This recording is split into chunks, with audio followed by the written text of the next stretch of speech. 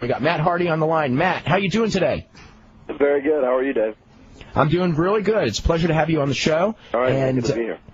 Matt, I guess we should talk a little bit about. We had Shannon Moore on the show a couple weeks back, and we talked about his breaking into wrestling, and your breaking in was kind of unique because you and Jeff are in many ways you're kind of self-taught in your backyard, right? Yeah, absolutely. Well, in all actuality, if you'd like me to go into it, I'd love to. Yeah, go ahead. Yeah, I've done it a million times. Basically one Christmas we got a trampoline. And our dad had given us a trampoline for Christmas. Jeff and I, being big fans of the business, we used to get on our trampoline and we'd kind of teach each other wrestling moves. Whatever we saw on TV, we'd emulate it and just try and copy exactly what they did on TV. And then that led to us, going out in the woods. And we live out in the country here. We cut down 4 trees and took some garden hose and put wire in it. And we dug holes and built a little wrestling ring around the trampoline, that was probably 10 by 10, 12 by 12. And we would go, just study a match and almost write down move for move, and we would go out into the ring and then duplicate it. Then later, after we kind of, taught ourselves the gist of how to do all the moves, we would just go out there and wrestle each other and, do our own little match and make it up as we went.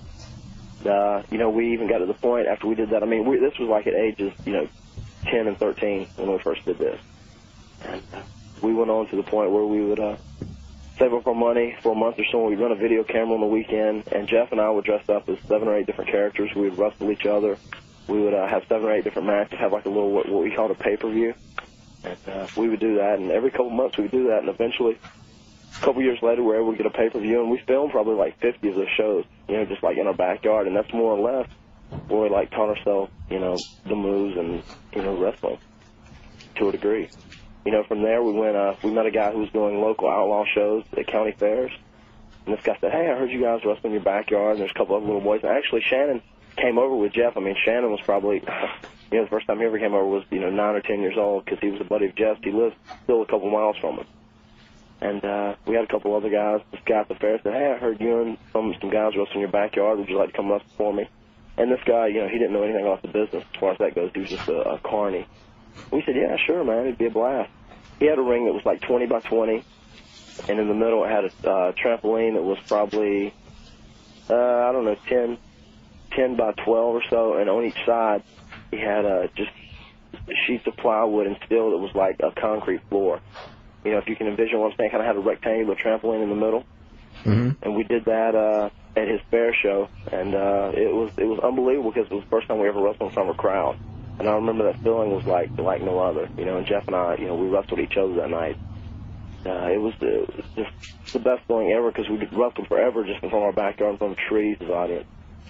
But after doing that first show with that guy, he said, well, this is pretty good, but I don't know if I'll make any money with this ring. So Jeff and I, we ended up saving up some money. Now at this time we were probably 18. I was 18 or so. Jeff was 15, 17, 14. We ended up buying that ring from that guy. We made him payments on it, like $50 a month. We bought the ring from him and converted it back to a solid regular ring, 16 by 16. And we went from there and started doing like our own shows. We would actually, rent the Armory, down in a local town near us in Southern Pines. We had another town in Stanford. We did a few shows there, and we'd also do that county fair every year. And while we were doing one of our shows at a county fair, a guy who was a local independent wrestler, Eddie Rainwater, came to one of our shows, and we talked to him and met him. He was wrestling for the Italian Stallion. I'm sure you remember him, right? Sure. Gary Stabaugh. Yeah. He said, well, you guys are pretty talented. He said, you just need to kind of learn the fundamentals of the business. I mean, we didn't know anything about how that you work the left or anything about psychology. We were just, guys who did moves, obviously. And he said, well, come with me, and, I'll introduce you to the Italian Stallion. He might do something for you guys. Introduced us to the Stallion. We started working with him occasionally. He was doing a couple shows every week in North Carolina, South Carolina, Virginia. We started, driving a couple times a week, doing shows for him. And eventually that led to us going to a TV taping at, WWF. And from there we worked with the Stallion a little bit. He was taking a huge booking fee. We would make $150 a night for 3 nights. Remember when they would do, the 3-night taping? Yeah. Once a month? We would make $150 a night, and he would take $100 as his percentage from our booking fee. And at this point, like myself, Jeff, and Jason Arndt, Joy Ab, he was going, and also another guy, Marty Garner, Champagne. Does that name ring a bell at all? Oh, yeah, sure. And us 4 guys were going. Eventually, we talked to Chief J. Strongbow, and he started booking us on our own, which we got to do a little more. We started doing a few dart matches here and there. And a couple years later, they said something to Jeff and I about they might have some ideas for us. And, eventually we signed a developmental deal, and it led to here. That's kind of everything in a nutshell. When now, was there anyone? I remember when you first broke in the WWF. It was like you were kind of like there to. It looked like you were there to on syndication. You kind of started at the bottom of the barrel in that. It didn't seem like you weren't brought in with this major push or anything like that. No, actually, like I've always told people. I mean, whenever we signed that first developmental deal, which was in April of '98. I mean, whenever we first came on TV, it was just like a continuance of the time-to-time jobs we've been doing. I mean, we were just brought in still more or less. We got a win over Contai, our first match, and the next night we got a win over Too Much, and then we lost 50 times straight again. But that was cool by us because we were making a regular paycheck. We just we had worked so hard to get to that level. That was cool. We were willing to do anything. We were gonna work really hard to prove ourselves. So from there we just continued to work hard and hard and hard. And whenever people saw that wow, these guys can go out and have pretty good matches with most anybody on a regular basis. Eventually. Vance and a couple of guys got behind us. They said, well, let's actually try and do a little something with them. Did you get a feeling at any one point that there was something? Because I noticed it was one of those gradual things where you see guys doing jobs on TV and you're kind of like, and Cornette used to really, on the syndicated shows when he did the commentary, he would always really push, you guys more than the typical job guys. And, you kind of just seen you throw in some really flashy moves and it was almost like, these guys actually are pretty good. They're not just typical guys just running out there just getting slaughtered. And then, it was a real gradual thing because I can't even point to a thing. I mean, everyone knows the ladder match, but, you'd already gotten a break, on tag team titles a couple times and the thing with Michael Hayes and everything. And then I think that, everyone started probably really catching on with that ladder match, which wasn't all that long ago. Right. Well, that's definitely when we turned the corner.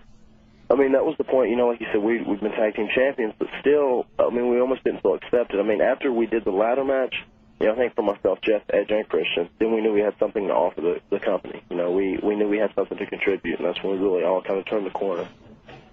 That was, going back to Jim Cornette, too, he was always a big supporter of ours, even after, Chief J. Strongbow kind of helped us out just getting our foot in the door on our own just for doing TV. Jim Cornette kind of picked up the ball and ran with us from there, and he was always saying, yeah, I'm pushing for you guys to try and do this or do that, and I got some ideas. And, Jim, how he was kind of hit and miss with WWF. But, like I said, we really owe him a lot because he did, put a lot of faith in us, and we appreciate that. Brian, I guess we're catching on because we have full phone lines, which actually is usually the case, but they are all women. Uh-oh. Hey, Matt, how did the WWF rings compare to the rings you used in your backyard work? Well, when we first went up to the WWF, before the rings were changed, they were really bad. I mean, they were built for 300-pound guys, 350-pound guys, and for us 220-pounders, they didn't bump that much. Now they're good actually. The ring that we had in our backyard wasn't built very well. I mean, it bumped pretty good because it was weak and wasn't a great ring to take around and travel with. But the WWF ring now is great. I mean, it bumps as good or better than our backyard ring did. How do you and Jeff both feel physically? Because you do a very high risk style. You're both pretty young, so you can recover quickly. I mean, have you thought about future, like how long you want to be wrestling? Because I remember when Shan Moore was on the show, it sort of stunned me because I think he's like 20 years old. Yeah. And when we were sort of talking to him about wrestling, he goes, I'd like to do it for 5 more years, which is, I was just stunned because, nobody that's 20 usually thinks of, 5 more years. Right. But maybe that's the state of the game. I don't know. Well, I don't know. Shannon and Jeff are a lot alike, though. They're best friends, and we've got a lot of our guys. Too, even before. Well, let me go ahead and answer your question first. Physically, I feel really good still now. I don't do as much as Jeff does, obviously, and Jeff. The gimmick that we play now is almost how Jeff really is. I mean, Jeff doesn't think about what's going to happen next, or Jeff doesn't really think about the future. Jeff just full bore at that given time, which bless his heart, it's great, and that's him. But I think more too. Jeff almost does to me high spots. I'm almost trying to limit myself to doing other stuff in the match, you know, so that we have more of a complete match. So physically, I feel good, and Jeff physically is good. I think Jeff mentally is burnt out a little bit. That's probably more. You know, I know there's such a, you know, on the internet there's such a big rumor that Jeff is hurt physically and in bad shape and slowing down. And, you know, physically he's not. I mean, he's probably tired from being on the road. You know, we've been on the road almost 2 years now. You know, mentally I think he's a little drained just because we're constantly doing something. Just like, you know, we just got home today and I'm still a little sick and I'm tired. And we've got an appearance tomorrow. And we don't ever have, you know, 4 or 5 days off in a row. I mean, that's like non-existent for us now because we're like those guys in the middle that are still pretty popular that, you know, if they drop a hat, they can stick us on an appearance and, you know, we'll do okay. So, I mean, our schedule's really, you know, ask a lot of us. And I think it burns Jeff out a little bit, you know, because he's younger. And myself, I have a little bit more of a love for the business, I think, than Jeff does. I mean, Jeff could probably say, you know, he might wrestle 5 or 6 years and retire if everything's good. But, you know, I can foresee myself, you know, wrestling for as long as I feel good and healthy, and then even being in the business, you know, thereafter in some capacity. I want to mention a couple of quick news notes and also something clarifying something I said earlier. Email will have a press conference today for their pay-per-view, which is on August the 4th, only in Mexico. The Piero Máscara Año 2000 versus Paraguayo Villano. Actually, it's a 4-man match. It's going to be a cage match, which will be the first cage match ever at Arena Mexico. Let's see.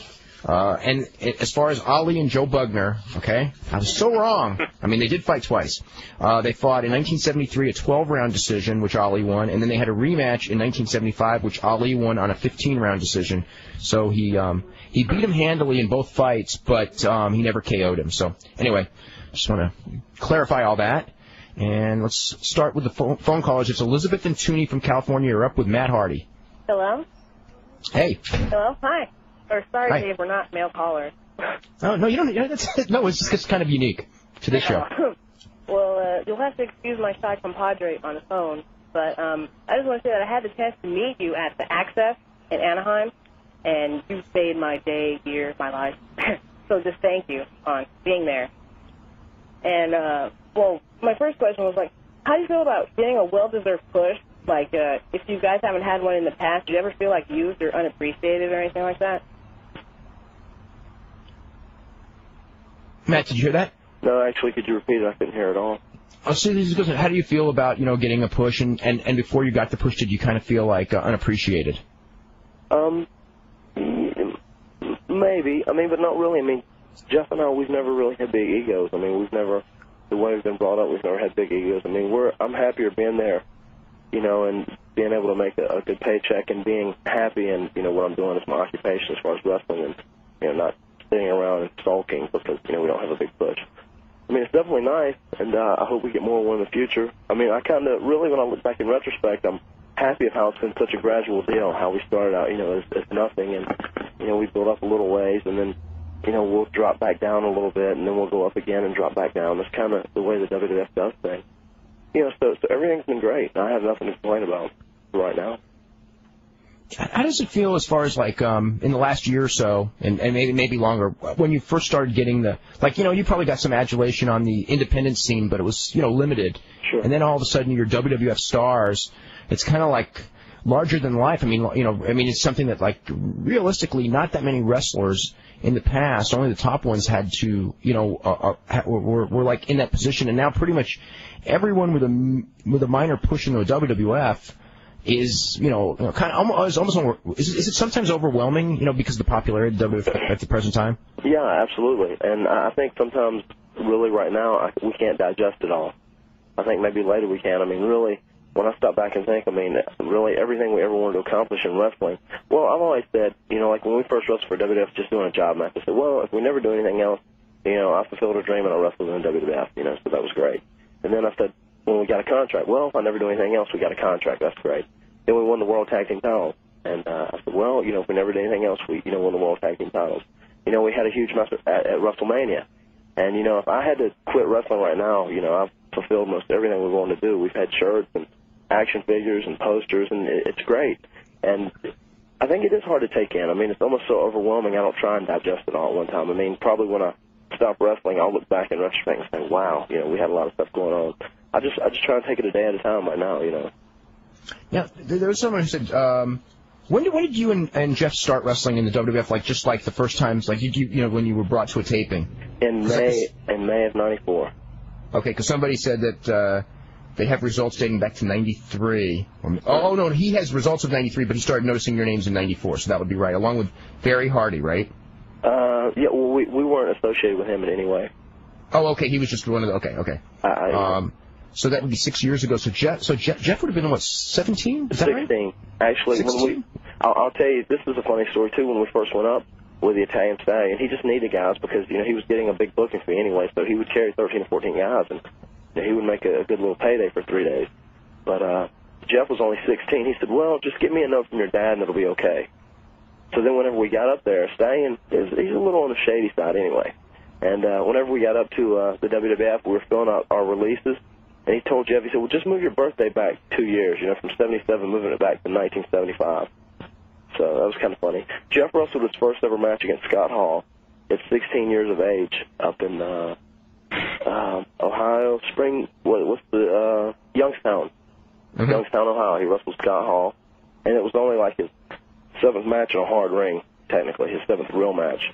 And it was like my 8th real match in a ring. I wrestled on live TV. Maybe I just turned 19. I was either 18 or 19 against Nikolai Volkov.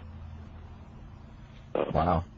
Now, you guys have also been in a lot of other places. You've been in Japan, and you've been in Japan, right, Matt? No, Jeff has. Actually, Jeff was the only one who went his Will-o'-the-Wisp? Jeff went his Will-o'-the-Wisp, and we were getting ready to go right after we found our WWF deal as the Hardy Boys, and they put the Ixnay on that. Okay. Right before we went. Okay. Let's go to Amy in Las Vegas. Amy, you're next up. Hello. Hello. Hey. Hi, I have more of an interesting question for Matt, actually, and it's not necessarily a question that relates to the in-the-ring wrestling as much as it relates to his website. And I know that there's been somewhat of a controversy surrounding how it ended, and I'm not really asking anybody to explain how it ended. I just wanted to know, Matt, if there was anything that you wanted to say to us fans. How do you feel? Okay, I can hear part of that. Could you also help me translate that? It was basically, and actually we had a lot of emails about this. It's just about, like, your website. What's the situation with that? Well, actually, for some reason, there was a girl who we met at the WrestleMania Rage Party before 15. Her name was Katya, and she had been doing a website on us, and nobody was really following us at this time, and she said, "Hey, can I do your guys' official website?" And I was like, "Yeah, sure, whatever." And there was another guy who lives in the area who used to follow us on independent wrestling who she knew, and she kept emailing and writing letters and this, that, and the other thing. Well, give the Hardy Boys my phone number and give them my address. I've got all this website. I want them to see them, and I want them to give me input. And eventually we did, and we said, yeah, sure. I mean, we didn't have a lot of stuff going on at this time, and we let her do it. And as time went on, the website got bigger, and it became really popular. But for some reason, it seemed like, there was always trouble with, as far as running the website. There was always, just controversy and trouble. And like as time went on, apparently she said someone hacked into the website, and, I had people sending me emails that said, this girl's doing this wrong or doing that. And I don't have any evidence of that, but since she'd shut it down since it's been hacked, there's just been so much trouble, and it's been such a big headache for me because, I took care of that. Almost our roles, too, in wrestling. I mean, Jeff wasn't the same lady that did Shannon Moore's website, was it? As far as the business aspect. But anyway, it's been such a headache for me trying to deal with that. I just thought to go ahead and leave it down. And, I'd like to have up a website, and I'm sure we will in time, if people can just be patient. But, I mean, for now, there's just been so much controversy around that one website, and it's been kind of a headache. So I didn't need to deal with it with everything else I've got going on. Growing up in the Carolinas, were you a big wrestling fan? Both big wrestling fans, obviously, as kids. And who did you? Was there anyone that you patterned yourself after? Like, was Jeff a big fan of Shawn Michaels? Because that's the one who a lot of people compare him to. Or yeah, we were initially. Our two big. Jeff was a big fan of Sting and Ultimate Warrior. When we wrestled on our little videos, he would paint his face and emulate those guys. And we saw more NWA than we did WWF down here. Just being from this region, we would get to go out to some of those shows and everything. I was a big, ironically enough, Fabulous Freebird fan. I loved Michael Hayes and Jimmy Garvin in the NWA days. And, that was ironic that later we would end up, with Michael Hayes. And, I have to say something for Michael Hayes, too, now. He's still one of the biggest driving forces behind us. He still does a lot to help Jeff and I really appreciate him. Michael Hayes, been there for us ever since we got to know that guy, and he still helps us to this day. But, you know, Macho Man, I was a big Randy Savage fan, too. As time went on and we started understanding wrestling and what it was about more, you know, obviously we were both attracted towards Shawn Michaels. You know, I think all of us up there now, you know, from Edge and Christian and, you know, Jericho, all of us, you know, kind of had that attraction towards Shawn Michaels. And I think he set the standard for, you know, how wrestling would be for the next few years, because he had such the ultimate package of everything. Besides being such a great, entertaining wrestler, he had such personality and such charisma. I mean, he was the whole package there. And he was, a smaller guy. He wasn't, 6'8", and your standard 350-pound wrestler that was WWF promoted for all those years. What was your feeling as far as, or did you even think about, because, you're mentioning that, the WWF for forever was noted, it was almost one of those things where if you're a small guy, it's really not the place to go because you won't get a break. And Shawn Michaels being the exception, but he was the exception. Mm-hmm. And then here you guys were, small guys, and you're in the WWF. Was it just one of those things where, or did you just see that the barrier was breaking down, and it was ability that was counting more than size? Yeah, I think we did. And plus, that was really the only open door we had at that time. I mean, there were times when we were doing whenever we were doing TVs at WWF, I mean, I would give tapes to people at WCW, and actually we spoke with a few people at ECW right before we signed with WWF as well. But, WWF was just, it was always there, and we could always get a little work here and there, and it seemed like, there might be a little light at the end of the tunnel. And, really, I didn't even try to think of things like that. I just believe, if you worked hard enough and you gave all you got, eventually you could overcome whatever odds there would be. I kind of had that blind faith. This is from someone who emails us in and goes, what's your favorite wrestling match that you've ever seen? That I've ever seen personally? Yeah. I would have to say that definitely at the time, the first ladder match we ever saw. I was a huge fan of that. Was that Michaels and Razor Ramon? Michaels and Ramon, the first one from WrestleMania. That went down as my favorite ladder match forever. Yeah. And yeah, I was just going to say, too, I'm sure, even, Edge and Christian, going back to those, it's kind of, myself, Jeff, Edge, and Christian, we kind of, came along at the same time. We're all really close, and we love working with each other, obviously, and it was great that, we were all four fans of that match. It was our idea. That Terry Invitational tournament was actually our idea, and the ladder match was something we pitched, and that made it even more special when it was something that, we came up with, and it was kind of the thing that helped get us all over the edge. So was that best of? Was that like from watching like a Nikita Koloff and Magnum TA, or did that have nothing to do with it? Like kind of best of series? No, not really. We just knew that we could go out and do 5 matches. Actually, we wanted to do 7 initially. Because we knew we could go out and do 7 matches that were completely different and still be entertaining. I guess with that, being the best 3 out of 5 wasn't spawned off from anything else. It was just we were wanting to, try and work with something and, give people a little bit of drama, something to follow that we were involved in. We were just really happy that, sometimes it's hard to get, things to go that way, if you want to do something special and if you have an idea, and luckily we got to do that. Let's start hitting some phone calls. Let's go to Kaylin in New Jersey. Kaylin, you're here with Matt Hardy. Hi. Hey, how are you? I'm fine, thank you. How are you? Go ahead. Could you hear me? We hear you perfectly. Matt, can you hear her? I can hear her a little bit. Yeah, he can hear you. Oh, I can't hear him at all.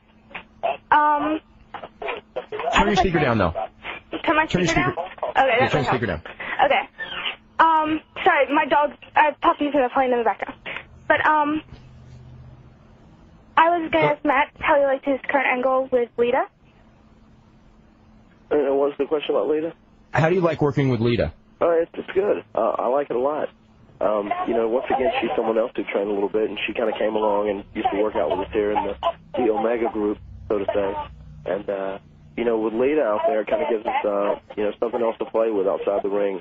I love to kind of sit back and think of different combinations of stuff we can do with, a girl here and there. And Lita, she's still real limited, and she's learned a lot, but there's a lot that she can do, a lot more than, most females in wrestling, which gives us a lot to toy with and play with and, come up with some real interesting combinations to make the crowd excited. What do you think of the fact, my impression just from watching TV Monday and the pay-per-view, and then just seeing the results from last night, I get the impression that she's in a real good role right now, that they're real high on her. Yeah, they are. They're very high on her.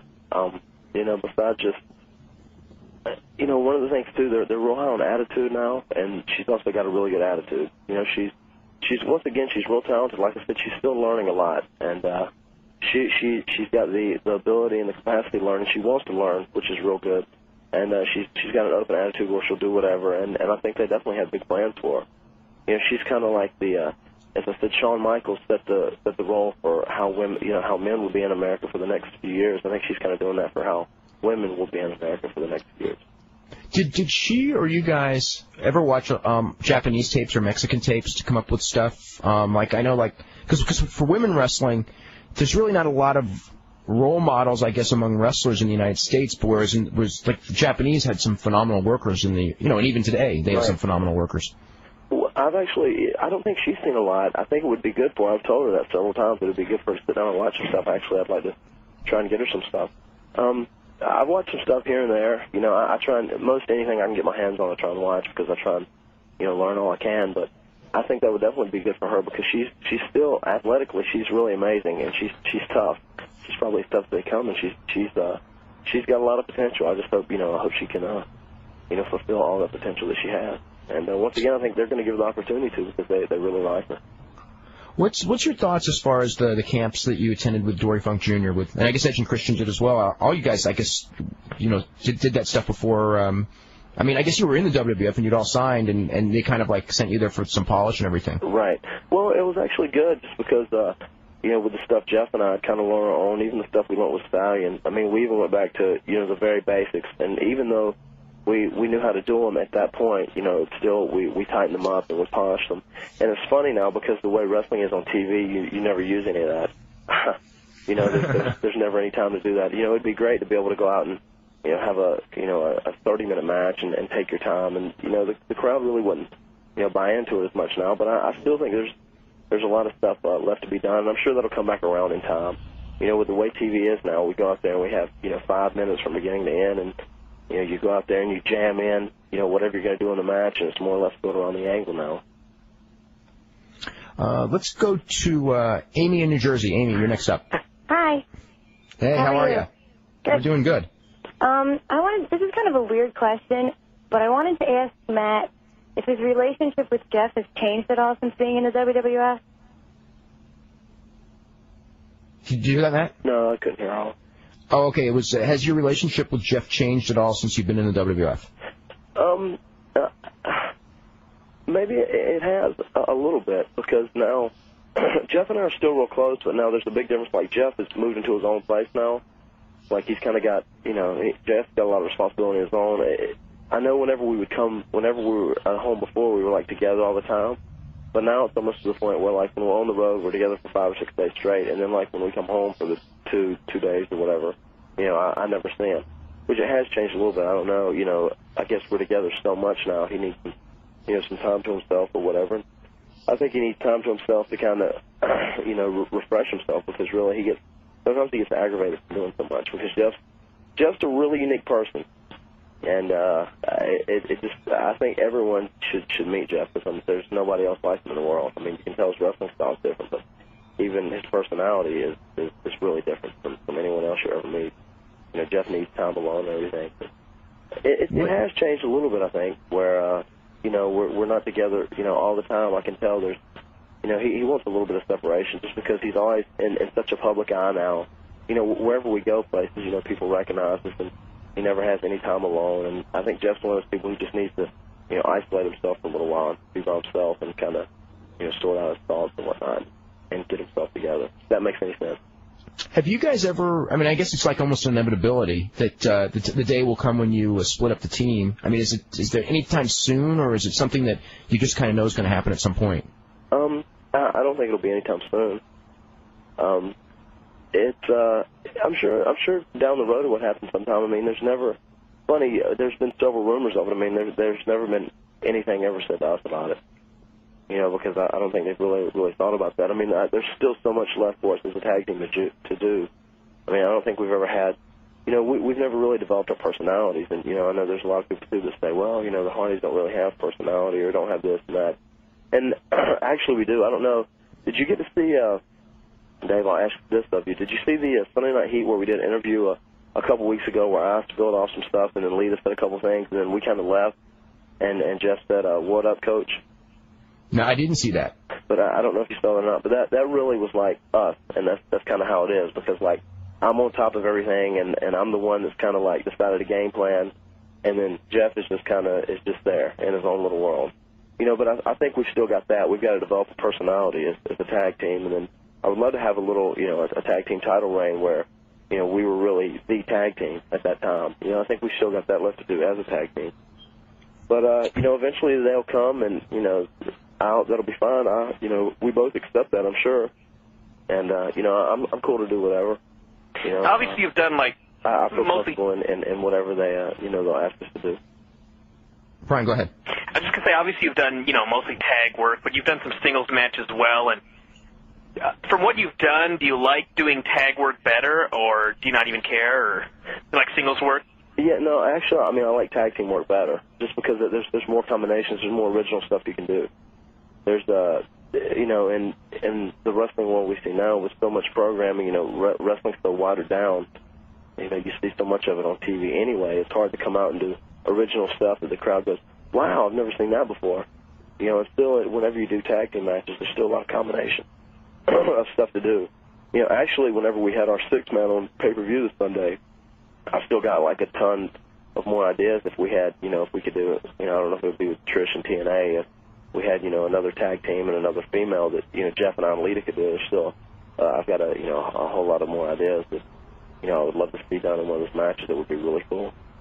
How open are they to ideas, like when you guys are putting together a match? Like, I mean, you've talked a lot about how you have a ton of ideas, and you know, you came up with the concept of the ladder match and everything like that. I mean, are they pretty okay with it when you want to put a match together, or do they kind of, you know, sometimes for like pay-per-view matches want to do a lot of it for you? You mean as far as like the booking committee? Excuse me? Like Pat Patterson and. Yeah, how open are they to you? Like, if you have suggestions, they're pretty open for your suggestions? Yeah, actually, I mean, we've kind of established ourselves to the point where they're very open to our suggestions. You know, I think there might come times where, you know, like if they would give us certain matches, they might want to, you know, eventually tone down stuff we do, you know, here and there. But they're very open to our suggestions, actually. You know, it's changed a lot. I think we've just kind of proven ourselves, especially in, you know, like in you know, ladder matches and table matches and stuff like that. You know, we've been able to go out and do different matches, and, you know, they haven't been, you know, disasters. You know, they've been pretty good, so I think we've kind of proven ourselves. What was your thoughts, and what was the thoughts of the people in the company when Jeff did that one spot where he jumped off that really high ladder through the table? Well, yeah, I mean, people, they weren't really surprised that he did that. You know, just knowing him, but it was actually one of those things where, you know, we'd ask Jeff that, you know, it was I don't know what a 14-foot ladder, whatever. You're talking about WrestleMania, obviously. Right. You know, I told Jeff too. I said, you know, well, you know, it'd probably be better not to be on the top rung, just because it'd be a little safer to be down one, and you'd probably get the same effect of it. You know, just, you know, the ladder would be a little more stable. But, you know, I knew automatically telling him that he was going to come off the top, and I don't know, Jeff. You know, he's been lucky so far as you know, doing things like that. And, you know, everybody just kind of expects that of him. I mean, he definitely, the characters that we play now, as far as being, you know, extreme and fearless and reckless, you know, I mean, that's like really Jeff. You know, I'm not as fearless and as reckless. You know, as recklessness, my recklessness is not as quite as extreme as Jeff is, but you know, it was almost expected of him. I mean, you know, people have told him. I'll take it back to some people in the company have told him to slow down. You know, not do as much stuff here and there. But, you know, with that being WrestleMania, I think, you know, it was one of those scenarios where kind of anything goes. And, you know, we were going to let it all hang out for our first WrestleMania anyway. Now, has there ever been like a spot that you came up with and they basically said, no, let's not do that one? That's too dangerous. You said, has there ever been a spot that we came up with and they said no? Yeah, where the management just goes, no, we would rather you didn't do that one. Yeah, there has been a few times. Anything like in particular, or? I don't. Actually, we had one time we were going to do something in a WrestleMania ladder match with handcuffs bumping off the ladder, and they didn't want us to do that. That's one. There's been a few other times here and there, just different bumps, and probably because the importance of the match wasn't relevant enough to do that bump in. But I mean, they've just said, well, rather not have you do that there. I think we should save that, or whatever. What were your thoughts as far as like, like in wrestling in the last 2 years, I guess, really. In many ways, the bar has been raised so much that, in the moves that were in 1996 considered spectacular are now almost commonplace to the point that sometimes I almost wonder if they're worth the injury risk. Like some of the more spectacular dives that people, don't even really react to like they did a couple of years ago, and now, after I guess the Mick Foley match at Hell in the Cell, I mean, it's a whole new level for those things. Does it kind of scare you at times? Even though I know your stuff is kind of under control compared to Jeff. Sure. But, right. Yeah, it does. I mean, actually, Jeff scares me, part of the time as far as that goes, because I tell Jeff, I really want Jeff to think about, 5 years from now. I don't want him to think about how he's going to, feel in, the next 2 weeks, although he's fine right now. I think, especially, on TV week to week, there's such a, there's so much emphasis on, Raw has to be awesome, going against Nitro, and, everybody kind of wants to raise the bar, try this and try that. I mean, you've got to go out and continually put out a good product, I think, but, if you are going to take, a big chance, it should be, you should save it for the right occasion. Like I know we've got SummerSlam coming up, we're going to be in Raleigh, and I'm hoping, we're in some kind of, good feature match there. I mean, that would be an opportunity where, it would be worth taking a chance, I think. Now, do you have any idea who your opponents are going to be in Raleigh? No, I don't. Okay. Actually, I certainly don't. I can say, though, I would love for it to be Edge and Christian, the tag team titles. The Dudleys, also have to put a plug in for those guys. We definitely enjoy working with those guys. Let's go to Tim in Virginia. Tim, what's going on? Hey, Dave. Love the show. Thank you very much. Hey, Brian. Hey. Hey, Serge, Matt. How's it going? Hey, man. What's going on? Not too much. A few questions.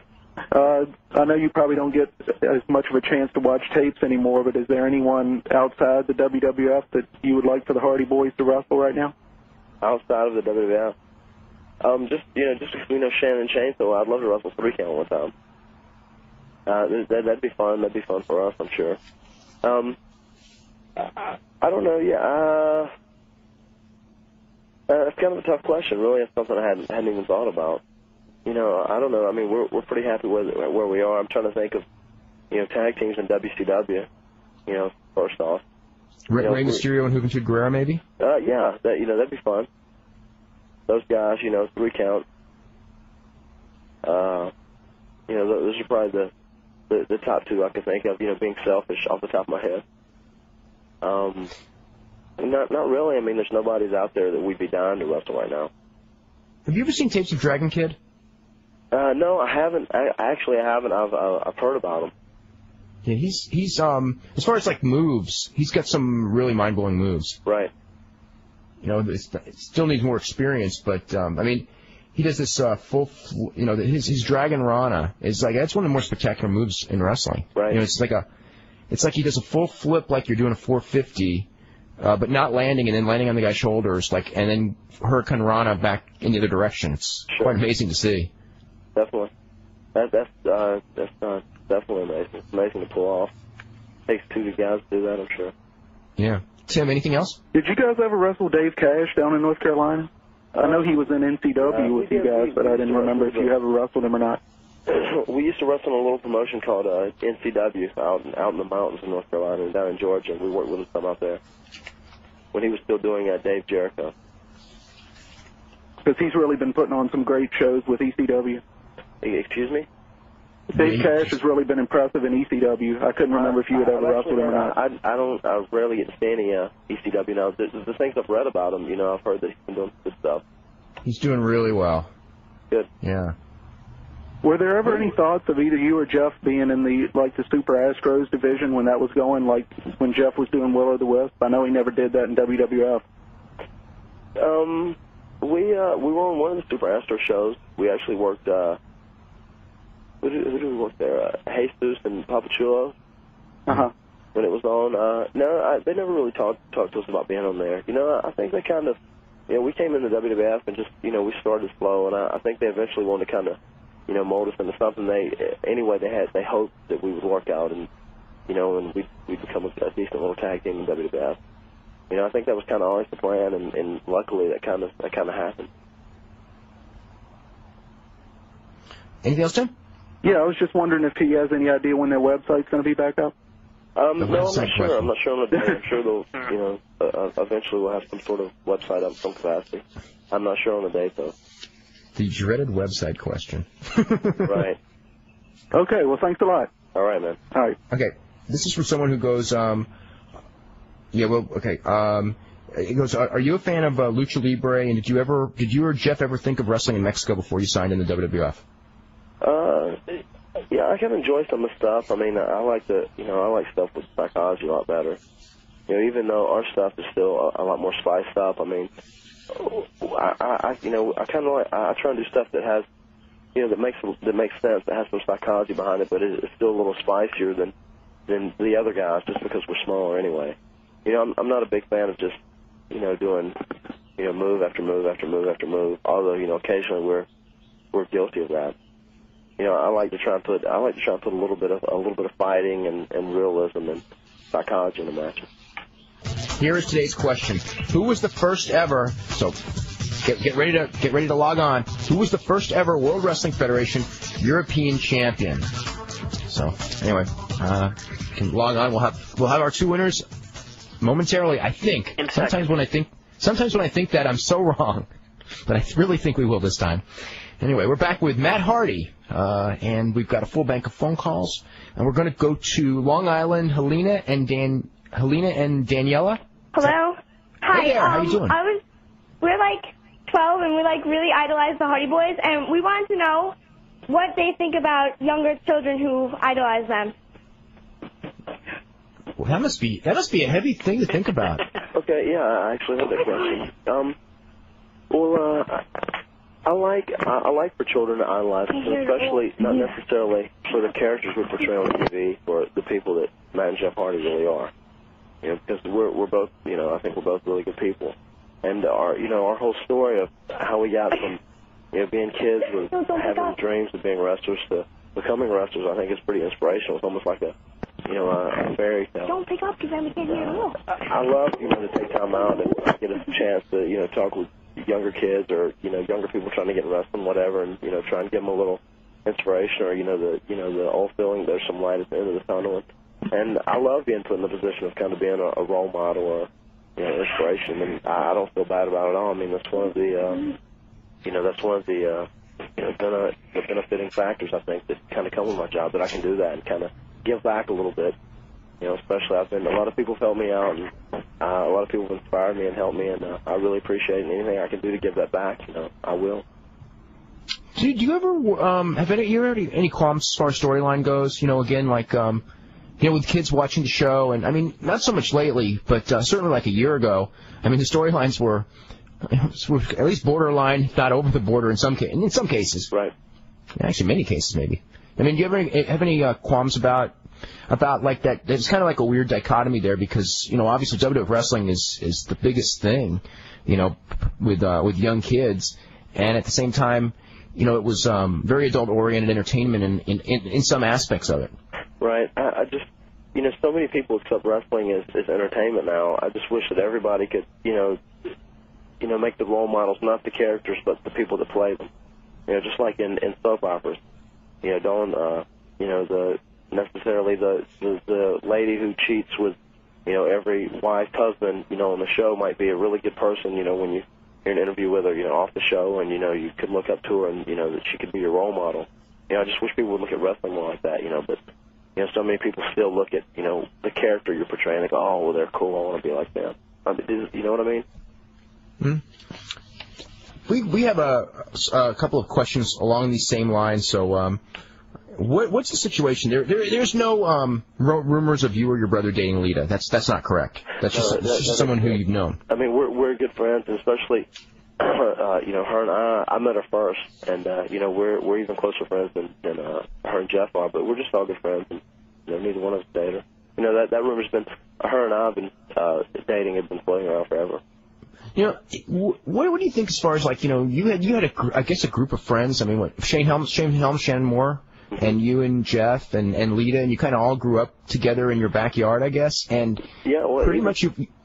I was just gonna say it expands a little more than that too. I mean, there's you know, initially, like, we had a group like the little federation we started running. Eventually, it became Omega, and those tapes they're pretty famous now. They trade quite a bit, like on the internet and stuff. It was the Organization of Modern Extreme Grappling Art. You know, and in that federation it was myself, Jeff, Joy Abs, Jason Art, right. Shane Helms, who's still one of my best friends, Shannon Moore, you know, a good friend of mine, Jeff, the Dubs, you know, Mike Maverick, or Mike Howell, and Murray Happer, who played the Dubs in ECW, who are with the WWF now. You know, both those guys wrestled there. Steve Carino wrestled with us some. You know, like I said, Lita came in and she trained with the whole group too, and also Joy Matthews and Christian York. I'm sure you're familiar with those two names. Mm-hmm. All those guys wrestled with us, and you know we really had some good shows. You know, as Omega with those guys, and everybody's really went on to do good things. You know, it's amazing because the percentage of people who start in wrestling that make it is actually very small. Yet, you know, you come from a group where, you know, very high percentage have made it, and you're all. You know, there's a lot of good in the future of a lot of you guys. I mean, depending on where you are, and a couple of lucky breaks and things like that. But you know, so many of you have really made it. Yeah, it's awesome, man. Like I said, you know, in a lot of ways, I really feel fortunate because I look at our lives like a fairy tale almost. You know, I couldn't have planned it out any better. You know, it's been really good, and it's been a great ride, and I love it, and I hope I'm planning on continue to love it as time goes on. Is there any reason that you could come up with as far as like so many, you know, such high percentages? Just the fact that is it the area you were from, or just that you guys just were in your backyard training just so much that, you know, it accelerated your progress, like, you know, at a younger age quicker than people who didn't have a ring in their backyard, I guess? Yeah, well, I think a lot of it was just that you know, we had so many people that were really you know, that were so dedicated and that were just like you know, hell bent on making it one way or the other. I mean. You know, there were so many, you know, positive attitudes, which, you know, Shane Helms, you know, he thinks a lot like I do as far as that goes, as far as, you know, as the way the wrestling business works and whatnot. And, you know, just kind of when we all got together, we all kind of, you know, fed off each other, and, you know, we all, you know, wanted to, you know, to make it more. And whenever one of us would get a break, we'd kind of open the door for everybody else. And, you know, if somebody else would get a break, we'd do whatever we could to help them, you know, as far as that goes. And it was really a nice, you know, mutual admiration society. And after Jeff and I got jobs, you know, I actually got Joy Abs, you know, helped get him looked at and got a job, and also the Dubs as well. You know, Shannon and Shane too. I was actually trying to get something going on for those guys. They're actually a little smaller, and you know, our cruiserweight division's not, you know, they're not hiring people right and left for that as far as that goes. But they were able to, you know, get a breakdown in WCW, so those guys ended up there, which, you know, bless their hearts, good for them. Let's go to Mike in Florida. Mike, you're next up. Hey, Matt Hardy. How you doing, brother? Hey, man. Hey, I think you and Jeff are the two best high flyers in all of wrestling today. All right, thanks, dude. And I got another question to ask you, Matt. When you and your brother do those stunts, are you afraid of falling the wrong way and, like, you know, ending your career? Not really while we're doing them. I mean, while we're out there, you know, we just try and, we try not to think about it. I mean, we did I kind of do the thinking about it before we go out there and do it, and I hope I've got my plan together in my head. I mean, while we're out there and we're in the middle of doing stuff, we just kind of go and let it all hang out. So we really don't think about it there. You know, there's times where I sit back and, you know, I think, well, you know, I need to be careful, and maybe I shouldn't try this later because it could be dangerous. And, you know, hey, Dave, is something wrong with your mic? Because I can't really hear him that good. No, everything should be all right. All right. Okay. Hey, Dave. You know, yes. You know, man, we think about the. Let me finish. Okay, go ahead, Matt. Finish. I was just gonna say, you know, I mean, we realize there's some danger there, but you know, while we're doing it, we try and take all the precautions we can, and you know, be as safe as possible, which, you know, might not be, you know. Well, I wish you and your brother continued success. Okay, thank you, man. Okay, thanks very much. Let's go to, is it Dave in California? Yeah, hey, Matt. What's up, Dave? I know your brother's wrestled over in Japan before. I was wondering if you've ever thought about going over there. Yeah. Maybe wrestling Ken the Box sometime. You'd have a great match. Yeah, actually, we were both going to go, like, as a tag team, right before we started with WWF. And, we weren't able to go, and I was really looking forward to it. I'd love to have went, and it'd probably be something I would love to do at least one time, to say I've done it. Do you have any goal, do you have any goals as far as like in the World Wrestling Federation of working a program with, I don't know, if it's throwing out a name like a Chris Benoit or someone that you guys haven't really had a chance to wrestle, a lot with or even at all? I'm glad, Chris Benoit's a name I'm glad you brought up. I had a chance to wrestle him, a couple months ago, and he was tremendous. And it was really just, the time I spent with him was a great learning experience. I've got, the utmost respect for, Chris Benoit, and also Eddie Guerrero. As well. I would love to have a chance to feel comfortable with those guys, work with them a few times and do something with Chris Benoit or Eddie Guerrero. And I'm sure eventually, if we run our course as a tag team and we split, maybe we'll get to do some of that stuff. I definitely think that's a possibility for, either Jeff or I.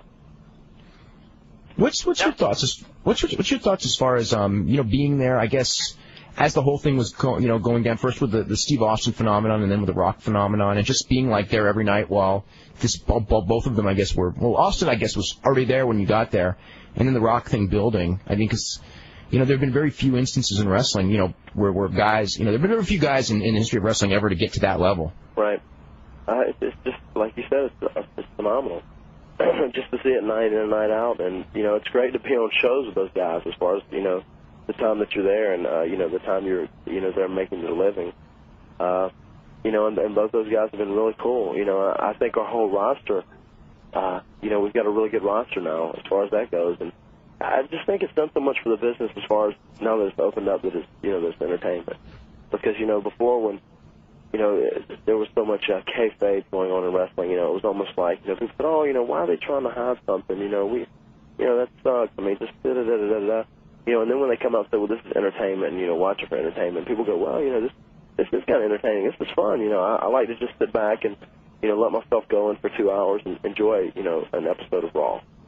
And that's done so much for the business, and that's helped. I think that's also helped out with, the following that we've acquired, especially going mainstream, and, that's led to, the Stone Cold and, Rock phenomenon as well.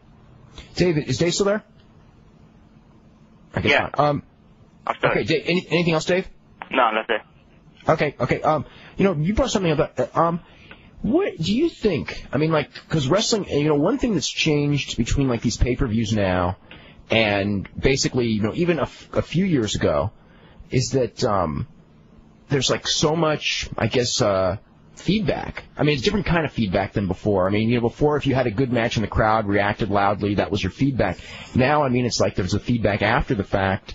And does that inspire you? Because, I mean, one thing that I've noticed on pay-per-views is, between now and as compared with the 80s is, you have good matches and you have bad matches, but you never or almost rarely have matches that lack effort. Whereas in the 80s, you could see guys, on the card, and I think that the travel schedule was a lot tougher, and certainly in the WWF and in WCW. I mean, when those guys were working 6-7 nights a week, they were a lot of going through the motion type stuff. And now, you really, it's the crowds are harder because they've seen so much, but at the same time, I mean, it's like you got a lot more. I mean, are you inspired by the fact that that if you do a good match, people kind of recognize a good match, whereas before maybe the boys would know it's a good match, but to the fans, sometimes they wouldn't even know a good match from a bad match, if you know what I mean? Yeah, I think you point out to just the crowd being respectful. Yeah, absolutely, it's an inspiration. It's really inspiring, just like when we went out and, I'll use the ladder match for an example. After, Jeff had grabbed the money bag down and we had left, whenever Edge and Christian stood up in the ring, everybody in that building stood up and clapped. And just because we won, they forgot that fact already. What they were remembering is that 4 guys went out there and really busted their asses. And they what's funny about that match is that, and compared with the Shawn Michaels Razor Ramon match, I think that everyone remembers that match, but who won and lost, your match with Edge and Christian, I don't think that. I mean, it's like people remember, I guess, who won, but at the same time, it's hardly the main focus of the story. I just think we had a great match. I agree. That's changed a lot. I mean, nowadays, somebody,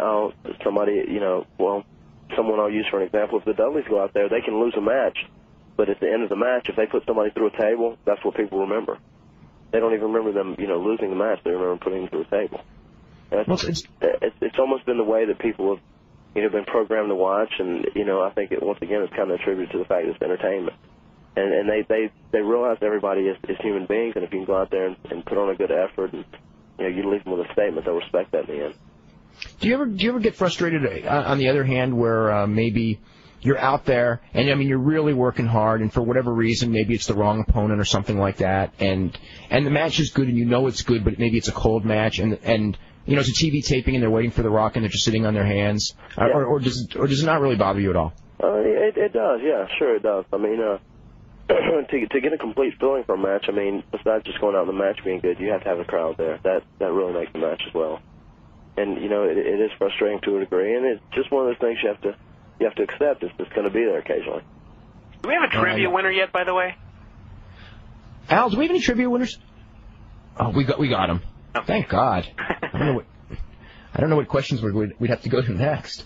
Hey, Matt, if they split you up into singles wrestlers and that sort of thing, and they actually made an effort to step up the cruiserweight division in the WWF, would you rather work in a division like that, where there'd probably be more high flyers, or have a go at the heavyweights? I wouldn't be opposed to working in the cruiserweight division at all. But yeah, I would probably like to be, mixed in with everybody, more first and foremost. And I don't think being labeled as a cruiserweight is, a bad thing at all. I just think there's a lot more, there's a lot more potential if you're just kind of mixed in there with everyone, more than just being centered around a cruiserweight, cruiserweight type status. Which, like I'm saying, I'm not saying it's a bad thing and nothing I would be opposed against, but I would rather be in the mix with everyone.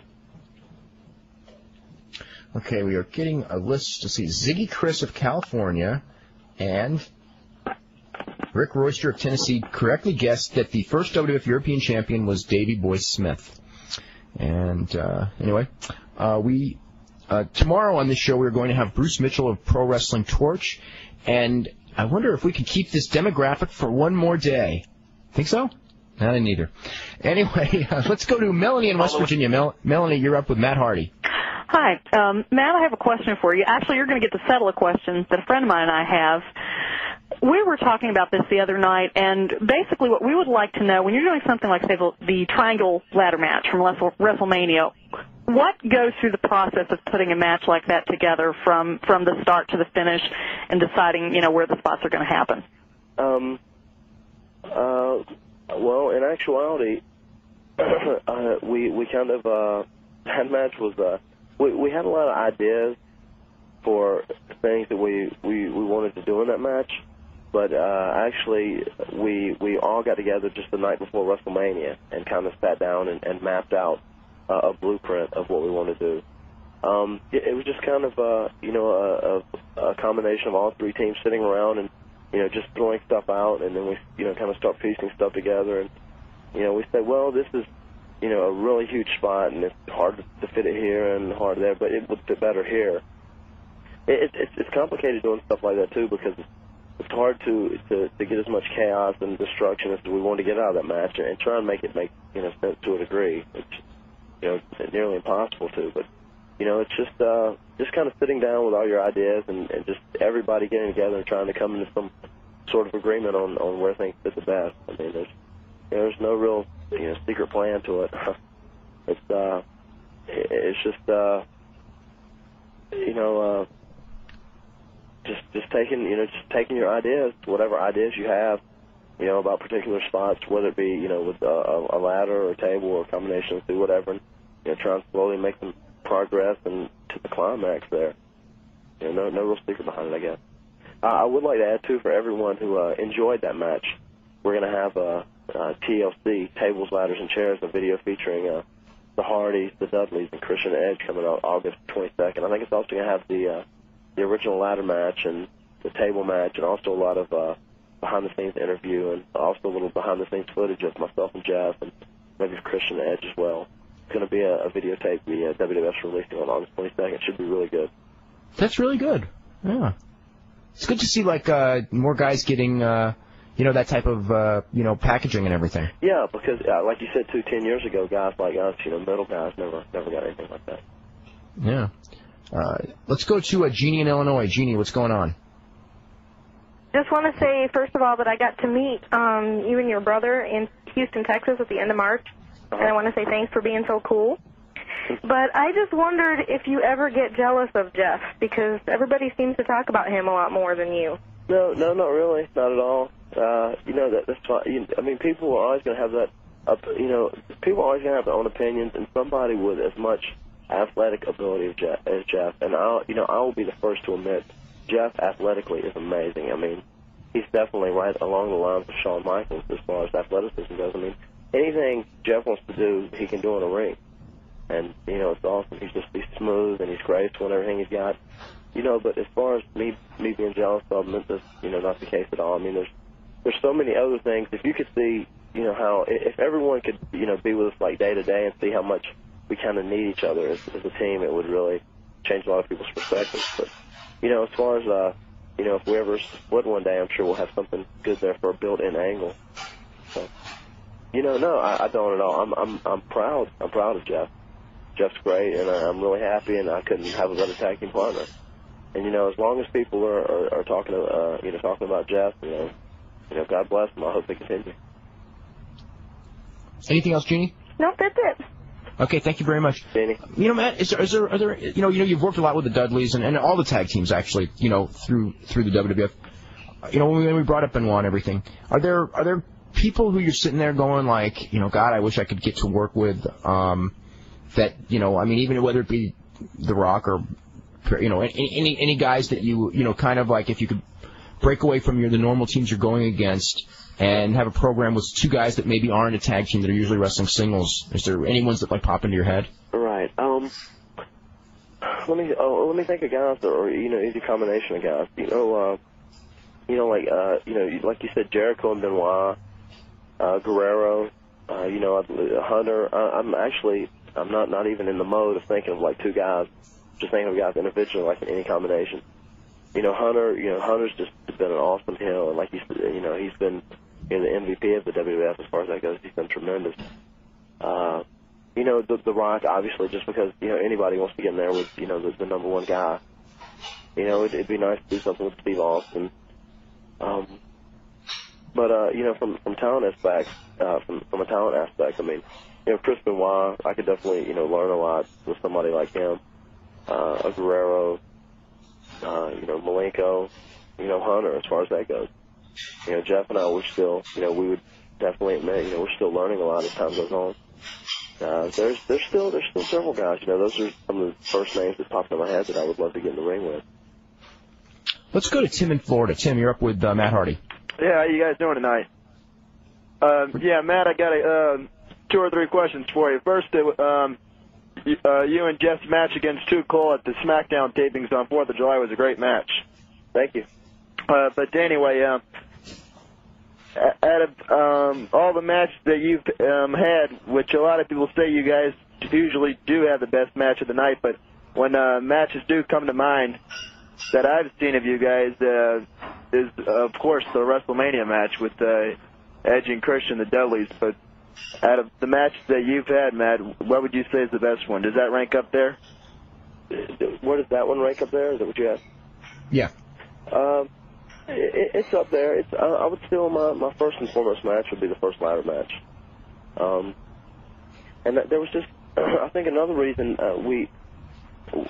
there was so much, you know, hype after that match, and there was so much build-up because at that time nobody really expected to do that, I don't think. And whenever we went out at WrestleMania, you know, there was a little bit more expectation for us to have a great match. And, you know, I think the WrestleMania match was really good. I'm really happy with it. I always will be. You know, it just didn't, there wasn't as much hype and hoopla that followed after that match, which maybe, you know, in my own personal opinion, devalued a little bit. You know, but I think that the match was really great. And considering the WrestleMania crowd was real, the whole night they were you know, they weren't really into things, you know, real heavily. It was kind of a very it was a hard crowd at WrestleMania, and they were in our match. I was happy about that. The table match that we had at the Royal Rumble, that's one of my favorite matches too. Going back, there's several I probably have to sit down and think of that really stand out. I know those do just because they were real original at the time, like the first, you know, the tag team ladder match and the tag team table match. You know, those were just original first-run matches that nobody's really done to that point in time. What are your thoughts as far as, like, looking back in time of some of the matches you did in Omega that, you know, except for people who have, you know, videos and stuff that people, you know, generally speaking have never seen, and how they would rank up with your matches in the WWF now? I mean, where have you improved, and where would maybe those matches, because you know, in the main event you had a lot more time to do matches, where would they excel? Sure. Actually, some of them are real high.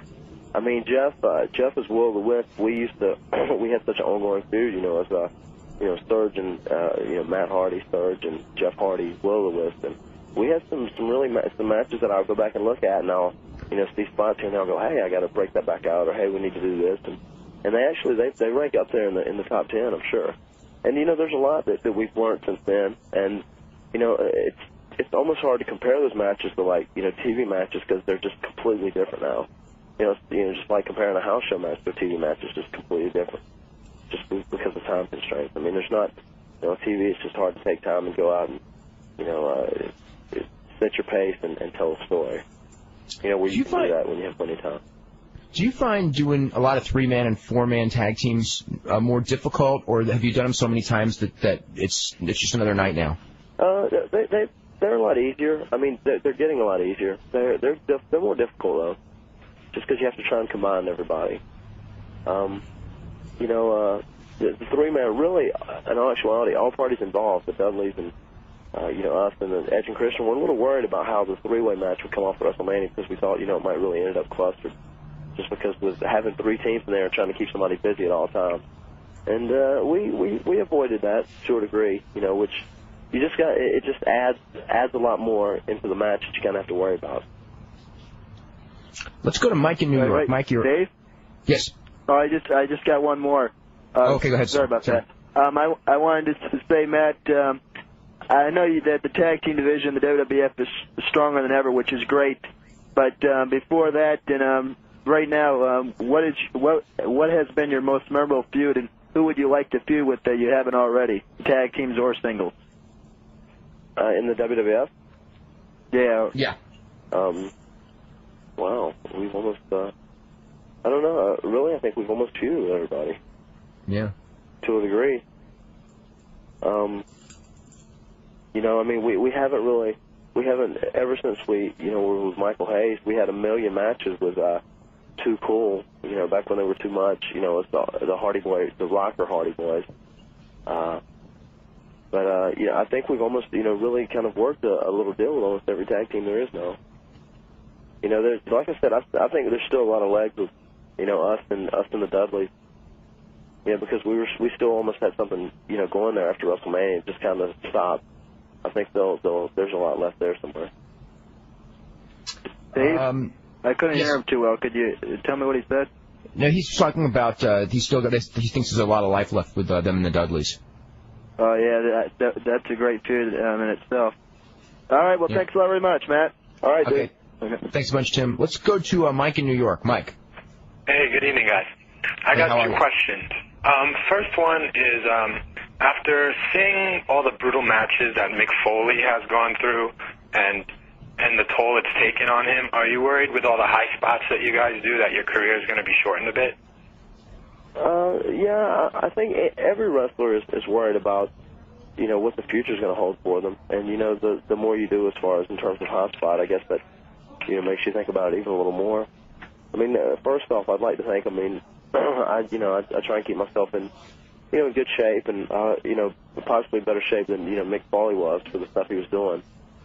And really, I've toned down my stuff to a degree from when we first started. I mean, I do stuff here and there. I try and kind of pick and choose. And Jeff, on the other hand, Jeff still is, you know, wide open. And I don't think really Jeff thinks about the future as far as, you know, him, you know, being, you know, hurt or cutting his career short or whatever. But I do think about that. You know, I want to preserve my body as long as possible, and, you know, try and put my hot spots in the appropriate places and pick and choose. Okay, anything else, Mike? Yeah, I have a second question for Dave. Judging by your reputation and on your views and the star that you give per matches and match quality, do you feel that America's favorite food should be a taco or beef lo mein? Well, I actually don't understand that. I think I know what you're saying. Hey, am I still there? Am I still around? Okay. Okay, I'm sorry. Any other callers, or should we hit some... Okay, anybody next, or... Okay. All right. Let me just go through a couple quick emails here. Actually, most of these are pretty... Actually, there's almost exactly similar. This is from Dan from Surrey, British Columbia. And what's the Megahertz Moonsault? It was it's a springboard, just a springboard moonsault in the ring. It's what I used to do as my finish, is a surge. Uh-huh. And someone was asking how come you don't do that move anymore.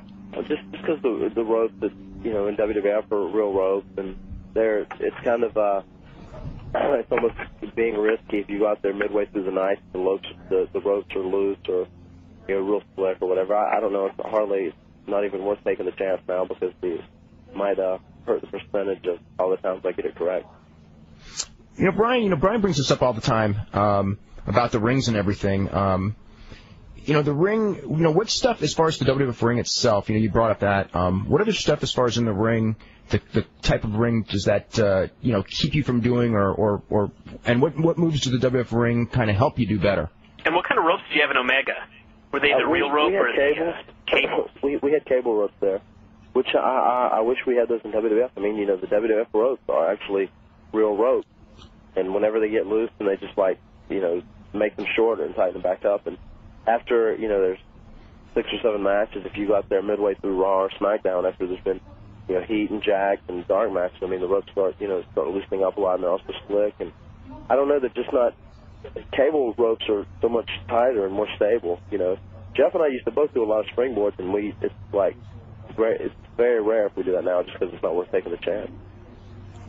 And also, Dan asked Brian, what do you think of Tony Kozina?